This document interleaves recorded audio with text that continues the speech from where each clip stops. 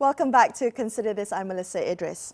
Governments around the world are scrambling to fight the coronavirus pandemic, but it should not be the responsibility of governments alone. What can businesses do? How can they contribute? Now, we need all hands on deck to fight this, including the resources and ideas of the private sector. Joining us via Skype from Geneva, from the World Economic Forum, we have Arnaud Bernaert, who is the head of Shaping the Future of Health and Healthcare from the World Economic Forum. Good evening, Arnaud, and welcome to the show. I'd like to begin with your assessment on the global response to the COVID-19 outbreak. How would you rate how the different countries have responded to the pandemic? Well, I think what we have seen happen is that people are learning by the day, and it's so new as a situation. I think the world has learned the hard way that you need to react with speed, determination, courage, and clarity. But that's something that we had to pay the price for that in the learning. We've seen that the response are better coordinated today. We're learning a lot from the experience in China, everywhere in the world. Can you elaborate a little bit about the lessons that we've learned in the past 3.5 months? Well, we learned that no one can react alone. We learned that what's happening in a country may well be happening at the same time in another country under the radar. We learned also that when governments implement measures, they have side effects on populations, they have side effects on businesses. But we have seen way too often people acting in the context of their own individual silos. So we learned the hard way that a better coordination mechanism is needed. And in the fall of 2019, the World Economic Forum convened an emergency health workshop in New York, and you had, leaders of governments, businesses, and international organizations there to workshop a kind of simulated response to a hypothetical global health emergency. And now, just a few months later, we're seeing this come to a reality for us. Can you share with us, Arnaud, some of those findings and the learnings from that simulated global health emergency? Yes, the workshop was very much organized in different streams of work in a way. How do airline operators have to respond? What do you need to make happen so that supply chain be maintained? How do you communicate to your employees? How do you act in the context of a particular industry that is actually meant to provide access to essential equipment or essential PPE? Pandemic supply chain network has been in force for the past 3 years. We experimented also how the pandemic supply chain network can respond in those types of situations. And are you working with governments and businesses to provide consultation, to provide perhaps advice about those very learnings? I would say both. Both governments and international organizations, civil society, and also the businesses.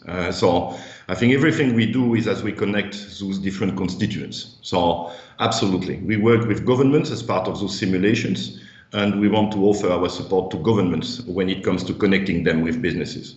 So how have businesses responded to this crisis? I mean, this is not just a problem of governments. I mean, to fight this, we need strong, decisive leadership from the corporate sector as well. So are businesses, particularly big businesses, doing enough to fight the virus?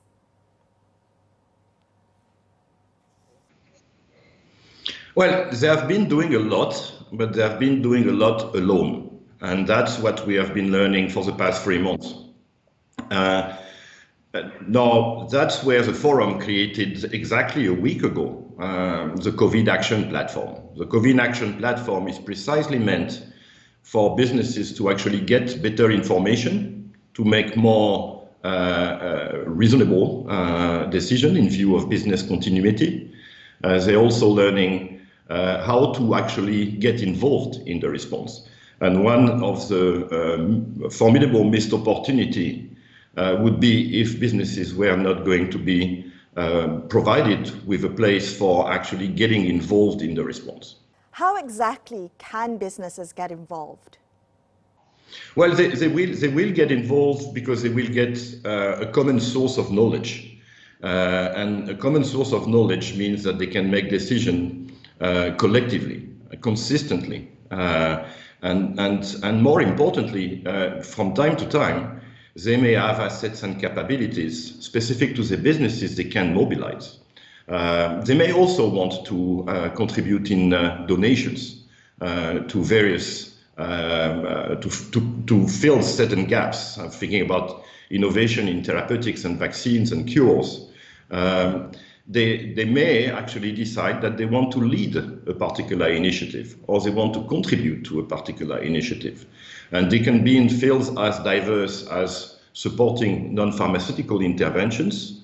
This can be because they work collectively to restore their supply chains, or this may be because they are decisively sharing capacity when it comes to advancing vaccines, for instance.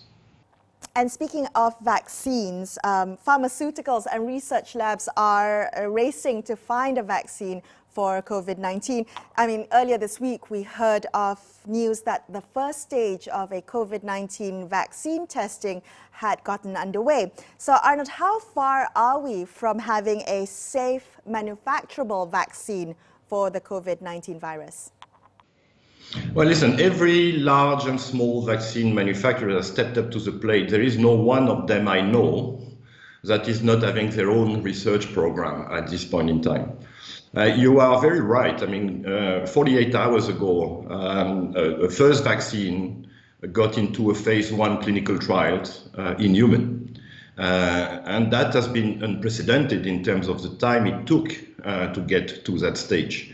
You know, from sequencing the virus to actually getting into the dosing phase, that is the phase 1 phase, it took 63 days. 63 days for that particular moment is unprecedented. It has never been so fast. So we have hopes that we can get a vaccine much faster than we would normally be used to it. That said, phase 1 is about finding the right dosing, the dosing that's not harming people, right? There's still a lot to be done now. We need to demonstrate that the vaccine itself is efficacious, that it's going to actually provide for an immune response with populations in need, and then it needs to be manufactured at scale. And we're talking about hundreds of millions of doses. So even the manufacturing footprint and the filling capacity to get those vaccines to the ones in need will need to be addressed. That's where, when I listen to the clinical experts, and they tell us that realistically we will not have a vaccine before 12 months, maybe 12 to 18 months, I strongly believe they are right. Okay, so we're looking at 12 to 18 months before we have a safe and manufacturable vaccine. Arnaud, you mentioned just now that it's been unprecedented that a vaccine has been developed so fast, so quickly. Why has it been so fast? Is it just the urgency of this outbreak, or has technology helped speed along the process some way? Oh, yeah, both. Both. Fair to say that, and I'm not going to run a commercial for the particular company that is actually running that trial, but in combination with NIH. But fair to say that they are working on a very, very different novel platform for vaccine development, something that is very new. But also, I think the speed and the mobilization of resources has happened pretty much everywhere. I'm not going to name those large, but all of them are actually moving with speed. So we're talking about private companies developing this vaccine, right? So how are we going to ensure universal and equitable access to a vaccine? That's a very fundamental principle. I'd like to mention that in January 2017, the World Economic Forum launched the Coalition for Epidemics Preparedness Innovation, which is a non-for-profit public-private partnership that is meant to advance research innovation.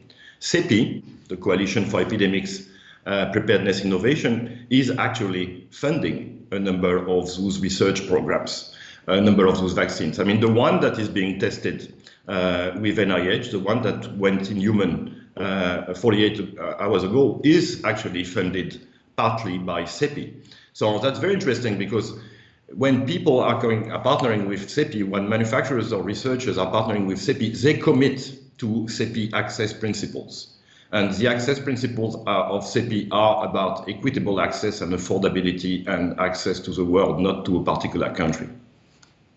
Finally, Arnaud, you've done a lot of work in this area. Now, in preventing future pandemics, how do we as a society build capacity, build resilience? Well, I think in those types of situations, vaccines are essential, right? So I would say point number one, CEPI needs more money. CEPI needs more money to innovate in new vaccines in peacetime, as opposed to doing that during wartime. So I would say that we will need to ensure that CEPI is properly funded so that they can have multiple candidates, vaccine candidates being progressed during peacetime. That's point number one. Point number two, this platform we created to engage the private sector and in partnership with governments and international organizations, the COVID Action Platform, actually may become a permanent instrument for actually businesses to always have access to every possible bit of information that is essential for them to make the best business decisions. Because business continuity, employee protection, is part of the protection of livelihoods. So I think some of the instruments that are being developed today, we should be very careful about not closing them when the situation will be behind us. And we have time for one last question. Now, in these unprecedented, challenging times, businesses, I'm sure, are weighing their longevity and the possibility of their bottom line being impacted by this pandemic against how to help. So how do we encourage businesses who are already worried about money to devote more money to fighting the pandemic? Well, actually, you would be surprised. You would be surprised. It's not like we have to motivate them. They are motivated. They're looking for where to go to actually contribute. Since we have started the platform, launched the platform a week ago, we have been approached by hundreds of companies actually willing and submitting their own proposals. And so I think the desire to engage and contribute is there. I mean, we are in the world of stakeholders, not shareholders, right? It's beyond shareholders, stakeholders. And I think CEOs have well understood that. They are encouraged by the employee base to actually do the right thing. They look for a conduit. They look for a mechanism to do that. And that's what we're trying to provide. All right, thank you so much for speaking with us tonight. Arnaud, appreciate your time and your insights. I'm Melisa Idris, signing off for this episode of Consider This. I will be back with you same time tomorrow night for another episode. Thank you so much for watching and have a great evening.